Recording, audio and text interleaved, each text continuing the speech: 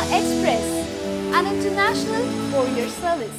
పెద్దలను ఎదిరించి పెళ్లి చేసుకోవడం సాహసం కాకపోతే మరేమిటి? ఓవైపు రాజకీయాల పరంగా, సినిమా రంగం పరంగా బాగా పేరు ప్రతిష్టలు ఉన్న నందమూరి ఫ్యామిలీ, మరోవైపు తనను ప్రేమించిన అమ్మాయిని నట్టేట విడిచిపెట్టలేని పరిస్థితి. తన ప్రేమకు కుటుంబ సభ్యుల నుండి అభ్యంతరాలు రావడంతో తారకరత్న పెద్ద సాహసం చేయక తప్పలేదు. కట్ చేస్తే హైదరాబాద్ శివార్లోని సంగీ టెంపుల్లో ప్రేమించిన అమ్మాయితో తారకరత్న రహస్య వివాహం.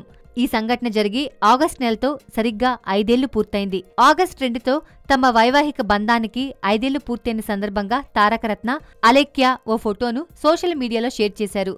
ఇప్పుడు ఈ ఫోటో సోషల్ మీడియాలో వైరల్ అవుతోంది. ఈ ఫోటో చూసిన ప్రతి నందమూరి అభిమాని జంట చూడముచ్చటగా ఉందని అనకుండా ఉండలేకపోతున్నారు.